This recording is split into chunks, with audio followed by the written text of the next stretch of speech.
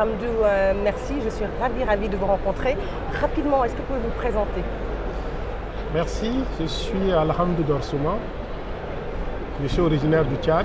Je travaille à la Banque africaine de développement comme directeur par intérim du département changement climatique et croissance verte, en même temps chef de la division climat et croissance verte. Est-ce que vous pouvez expliquer plus concrètement ce qu'on appelle la croissance verte? Alors la croissance verte, c'est un concept qui emprunte beaucoup au développement durable. Elle consiste à promouvoir la durabilité dans les investissements en matière de développement, que ce soit des investissements dans des secteurs comme l'énergie, le transport, l'agriculture, les ressources en eau. L'objectif, c'est de s'assurer que la croissance économique contribue à la durabilité et de manière générale à l'atteinte des objectifs du développement durable. Alors, vous êtes spécialiste de croissance verte et de changement climatique. Pourquoi est-ce que c'était si important pour vous d'être à cette COP 27? Alors, la 27e conférence des parties sur le changement climatique est pour nous la messe annuelle des experts en matière de climat. C'est l'occasion pour nous de nous asseoir et de regarder en arrière qu'est-ce qui a été fait pendant une année et qu'est-ce qui reste à faire pour les années à venir. Et la COP 27 en particulier revêt une importance capitale pour nous parce que c'est la COP de l'Afrique. Elle se tient sur le continent africain puisque la COP 26 a eu lieu en Europe, à Glasgow.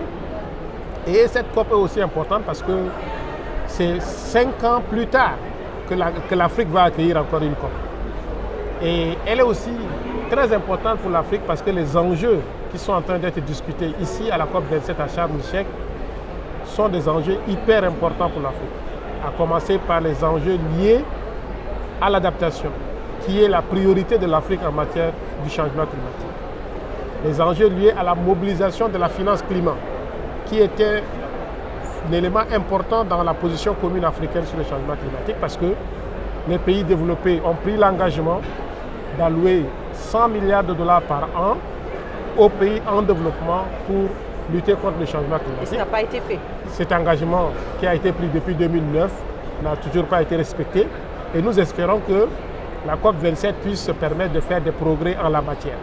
Quels sont les leviers dont vous disposez pour arriver à faire bouger les lignes? Moi, je pense que le facteur important pour faire bouger les lignes, c'est la volonté politique. Elle a manqué énormément dans les négociations sur le changement climatique au cours de ces dernières années. Il est vrai, les pays, la COP, c'est la plateforme où les pays se mettent ensemble pour négocier. Mais au-delà des négociations, les promesses ont été faites, des engagements ont été pris, mais il n'y a pas eu la volonté politique pour traduire ces promesses, ces engagements en actions concrètes et tangibles.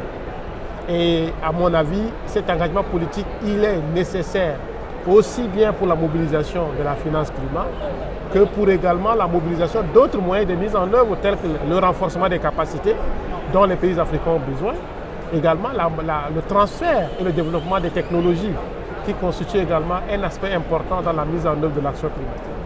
Merci beaucoup. Nous en.